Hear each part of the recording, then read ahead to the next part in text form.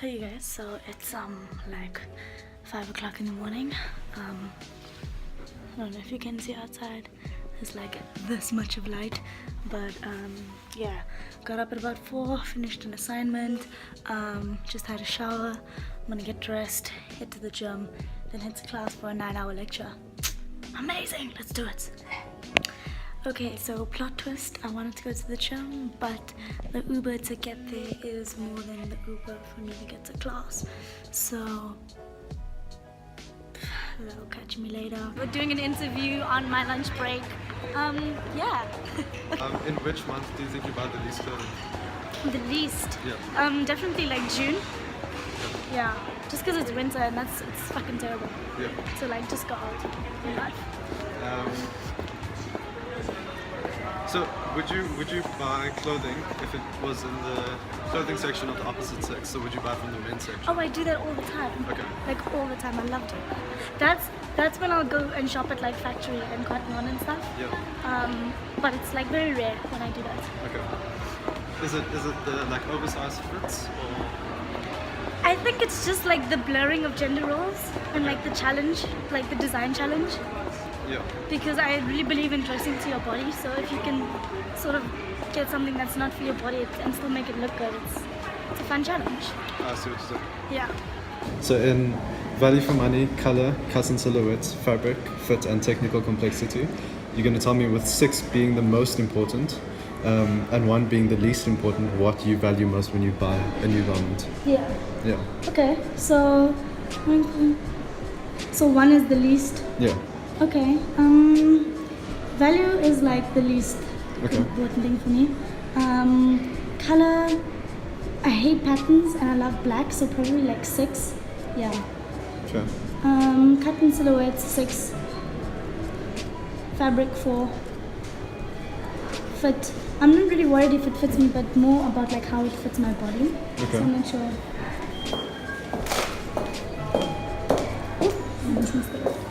Thanks. So you were saying fit? Yeah, fit. I don't know. Does that mean like fit my body or like fit? Yeah. I think so. Okay, yeah. 6. Technical complexity 4. Yeah. You know what I mean by technical complexity? Yeah, like because sometimes I'll buy something if it's got like good seam lines and like it's just really weird, but it's not something I look for. Yeah. Yeah. Okay. And then do you often struggle to find clothing that fits you even though it says that it's your size? Yes. Okay. Was that, do you want more from me? You don't have to. It's your interview. Well, I know you sort of a Ford zone and I park. No, so basically I feel like with clothing the only struggle I have is like size ratio. So like all of my, everything that's bottom is like high-waisted. Skirts, jeans, everything. I see what you're saying. And like everything for me is just high-waisted, which is really annoying. But other than that, I'm just gonna hijack this chair. Dude, we're making a vlog. So excited. I don't know. No, so I don't know, other than that, like size isn't a problem except when it comes to length. Okay. And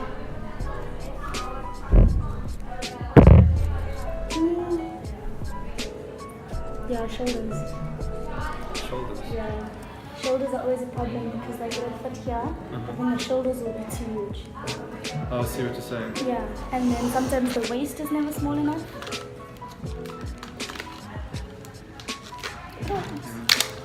Ah! Oh, smell. It's because it's like bigger than life itself. Yeah. I might get an upgrade later actually. Oh really? To the X? No, I can't afford that. I Sorry. think I'm gonna get there. Excuse us. Mere mortals. I also feel like upgrading, but nothing has a use like an aux. So that's, and I'm like the worst person at keeping this. Like I will lose it. Anyways. Anyways. Do you want some of my sandwich? No, thank you. Looks really good though. Thank you. I'm good. Okay. So, so Yeah. you said the length is The length is always too long, and the waist is never tight enough, and the shoulders. So I think it's generally just a case of it's not actually, it can't, even though it might be your size, can't actually be. It's not actually made for you. You know what I mean? It's not made for my ratio. Yeah. My body ratio. Yeah, literally. Yeah. From 1 to 5, how much do you think international trends influence you? With 5 being the most important, 1 being the least. Oh, me? 5. Because I love like European markets. Yeah. And local trends? I think local trends are influenced by international trends. So, Yeah. like I love Iwamizu, and he's so concerned with like European minimalism. So, and like geometry. It's cool, but it's not really local. It's not new. It's not local. I mean, we've seen it from like how many other designers. So, basically. What are your concerns about international brands? And is there anything you think they aren't paying enough attention towards? Animal rights. Labor. No, wait. laws, That's a different thing. That's a different thing. So that can come in with your problems with the fashion industry. Okay. So I'm more asking like with international brands, for instance, because of fast fashion coming in like Zara and H&M, that now poses a problem for local brands who can't keep up with the demand. So your problem could be that it disrupts the local industry. So something like that. For international brands, I don't know. I feel like the international brands they found a specific niche in a specific market that other like local brands aren't really tending to. So I don't really think there's any problems there. Yeah. You know what I'm saying? Like it's healthy competition as there is in any other economy. So. No, I agree. Yeah, no, not really. I think it's pretty healthy. Cool. And local brands? Is there anything you think they can do to better perform with the Yes, you know, I always say this. Like, I always say local brands are so concerned with like international brands that they never stay true to like their own aesthetic and like African aesthetics. I feel like if they stuck to African aesthetics, they would have much more success. Internationally, especially, even not if they didn't do it here. Like, look at Laduma, for example. He went international and he became such a success because he stuck with local stuff. You know, so I really feel like if local brands like caught on to that, they would have a lot of success. So it's like they abandon their own culture and like aesthetic and like things like that for more Western. Yeah, 100%.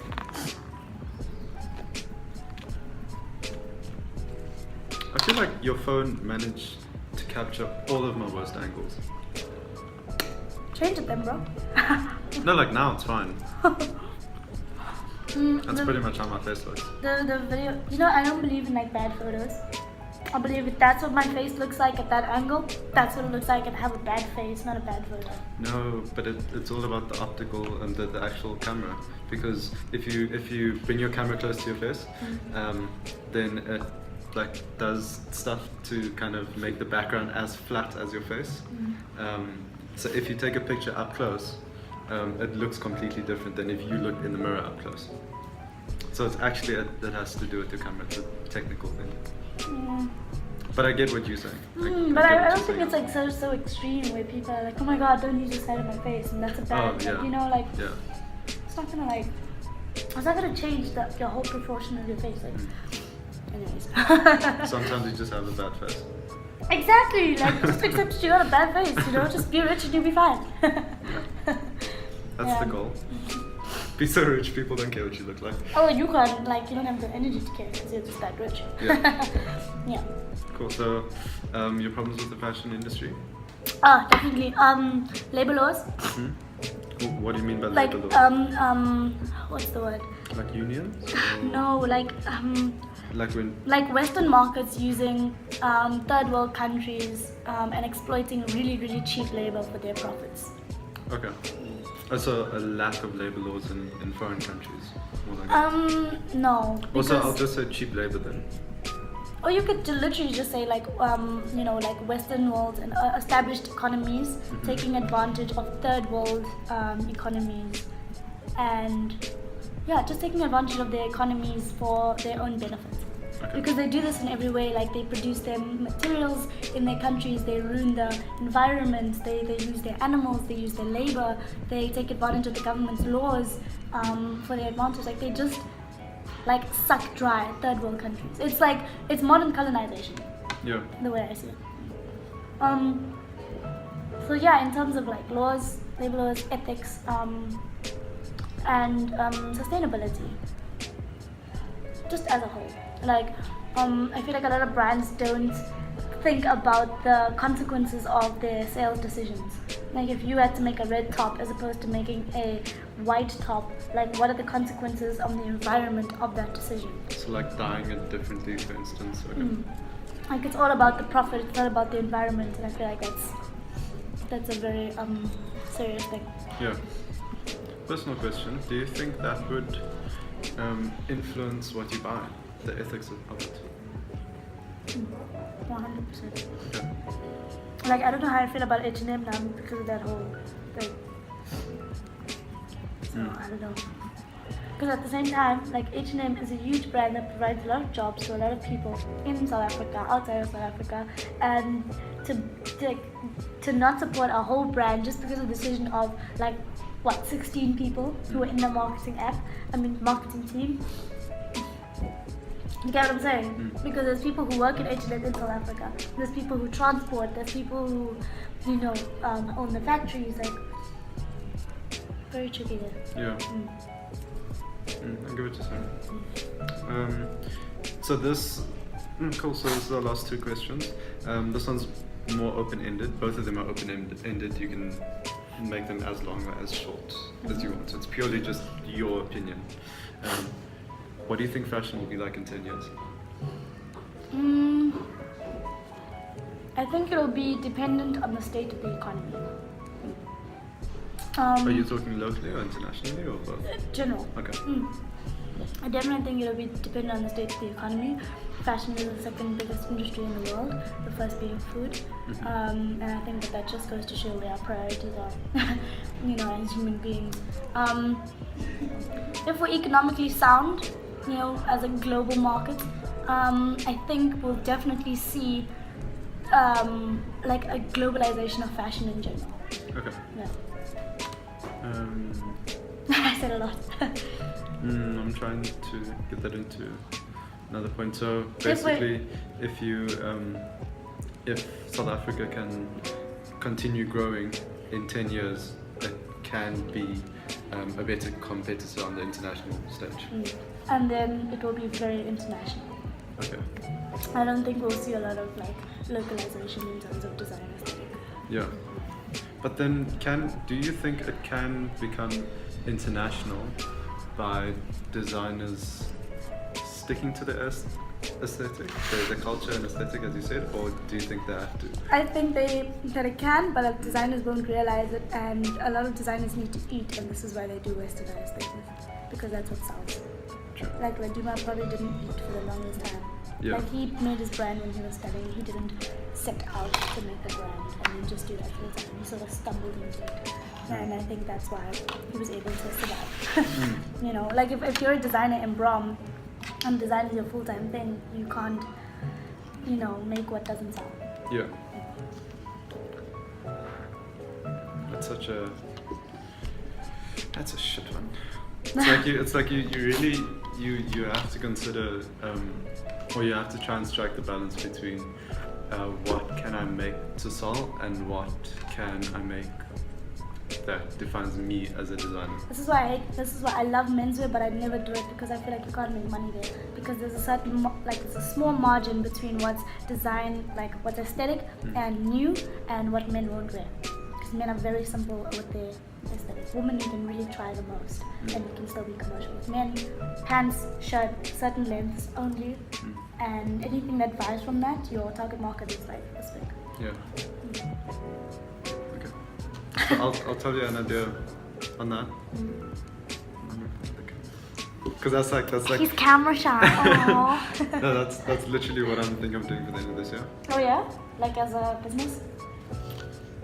Okay, let's finish. Kind of, but it's more like it's more like just the idea for this collection. I don't know if I want to carry it on or. Okay.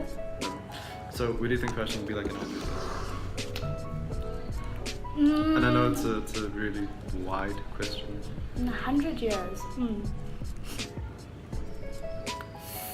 very interesting. I never thought about that. I think with the development of technology, I think fashion will not be. I think fashion will be practical first and foremost. Okay. I don't think it'll. I think it'll exist, but it won't be like it is today. It won't be based on aesthetic. It'll be based on practicality. Okay. Because in my mind, the future is like all spaceships and shit. Yeah. Yeah. Well, I mean, with Elon Musk taking the Falcon into space, I mean, it's like it's here. Like, we're ready. Do you get what I'm saying? Mm. Yeah.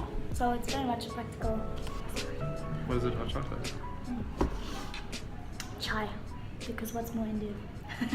Chai. Spice chai.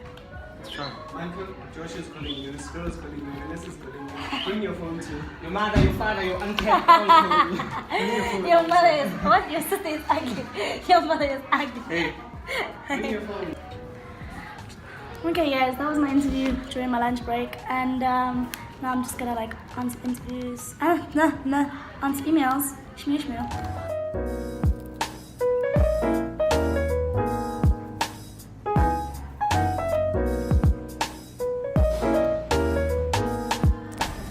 Thursday. Okay, so we done we done brought babies.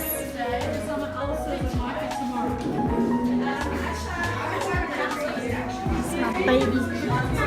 His name is Riley. Hello, Riley.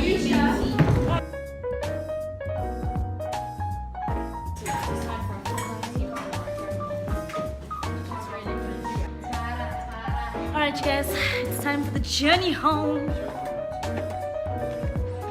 I'm on that stage. I'm here for attendance. 0. Home time.